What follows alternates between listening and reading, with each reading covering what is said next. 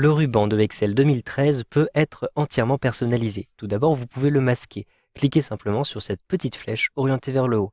Un simple clic, vous avez masqué le ruban. Cependant, vous pouvez retrouver le détail de chacun des onglets. Il suffit de cliquer sur l'onglet pour avoir le détail. Lorsque vous allez retourner à votre document, comme ceci d'un simple clic, le contenu de l'onglet va être masqué. Pour retrouver votre ruban et le figer, vous pouvez double-cliquer simplement sur un onglet et donc en double-cliquant dessus, vous allez retrouver votre ruban qui sera à nouveau figé. C'est aussi une manière de masquer le ruban. Il vous suffit de double-cliquer sur le ruban visible dans un onglet pour masquer ce ruban. Lorsque votre ruban est masqué, vous avez aussi cette petite icône qui vous permet de le retrouver facilement. Vous pouvez choisir de le masquer automatiquement, d'afficher les onglets et d'afficher les onglets et les commandes. Je clique ici pour afficher les onglets et retrouver les commandes de manière figée à cet endroit-ci. Pour aller un petit peu plus loin avec le ruban, sachez que vous pouvez vous rendre à l'intérieur de fichier, de l'onglet fichier, puis retrouver les options. Donc tout en bas, vous avez les options. À l'intérieur de la fenêtre des options, vous avez personnaliser le ruban. Un simple clic sur personnaliser le ruban. Et vous avez la possibilité de créer vous-même vos propres onglets à l'intérieur du ruban. Par exemple, je vais ici créer un nouvel onglet. Je clique sur nouvel onglet. Je peux ensuite déplacer mon nouvel onglet, par exemple, pour le positionner en deuxième position. Ensuite, je vais le renommer. Donc simplement, je le sélectionne et je clique sur renommer. Je vais par exemple l'appeler diffusion. Ensuite, je clique sur OK. À l'intérieur de n'importe quel onglet, vous avez différents groupes. Vous pouvez créer plusieurs nouveaux groupes en cliquant ici sur nouveau groupe.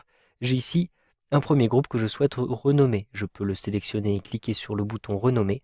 Je peux aussi effectuer un clic droit sur le nouveau groupe et choisir ici renommer. Vous pouvez ainsi ajouter de nouveaux groupes, ajouter de nouveaux onglets, renommer des éléments et supprimer des éléments. Je vais simplement le renommer et je vais par exemple appeler ce nouveau groupe, vous le voyez, j'ai le nom qui apparaît ici, je vais l'appeler partage et je vais choisir une petite icône, par exemple cette petite icône qui ici représente le partage. Je clique ici sur OK et donc vous le voyez, j'ai un premier groupe qui apparaît ici. Je vais supprimer ces autres groupes, donc avec un clic droit, je clique sur supprimer pour supprimer à chaque fois ces groupes qui sont inutiles. Je souhaite maintenant rajouter des commandes à l'intérieur de ce nouveau groupe à l'intérieur de cet onglet.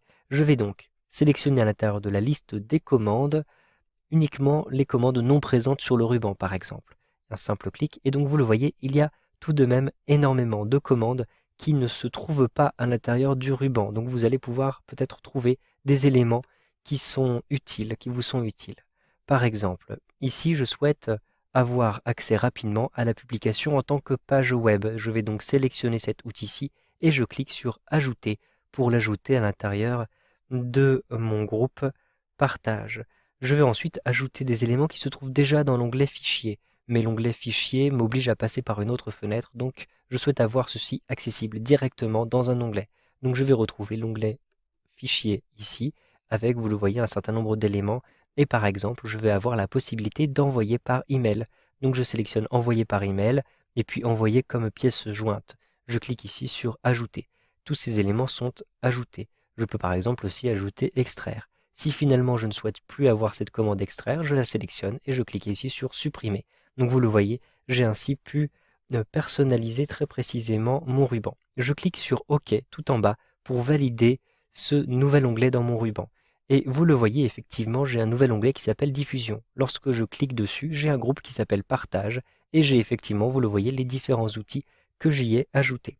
Comment faire pour continuer de personnaliser cet onglet très rapidement avec un clic droit? Vous le voyez, vous avez un menu contextuel et vous pouvez choisir personnaliser le ruban. Si maintenant vous souhaitez sauvegarder votre ruban personnalisé pour l'utiliser sur un autre poste ou un autre compte, vous pouvez le sauvegarder. Cliquez ici simplement sur importer, exporter, puis choisissez exporter toutes les personnalisations. Sauvegardez maintenant votre document par exemple sur le bureau. Je choisis Excel personnalisation et je clique sur enregistrer. Si maintenant je supprime divers éléments, par exemple je supprime cet élément personnalisé, je supprime l'onglet ici insertion, je le décoche tout simplement pour ne plus le voir, mise en page et formule. Ensuite je clique sur OK Et donc vous le voyez, j'ai masqué un certain nombre d'éléments. Je souhaite retrouver mon ruban personnalisé. Avec un clic droit dans le ruban, je choisis personnaliser le ruban, puis je vais retrouver ici importer et exporter. Je vais ensuite choisir importer un fichier de personnalisation. À l'intérieur ici de mon bureau, j'ai sauvegardé effectivement ces personnalisations sous la forme d'un fichier que je peux sélectionner, puis je clique sur ouvrir. Ici, je clique sur oui pour valider ce choix et vous le voyez, mon onglet personnalisé est bien apparu avec les différentes rubriques. Je clique maintenant sur OK pour le retrouver à cet endroit-ci. Si vous souhaitez maintenant retrouver le ruban tel qu'il était à l'origine, avec un clic droit, retrouvez ensuite personnaliser le ruban et vous avez un bouton qui s'appelle personnalisation réinitialiser.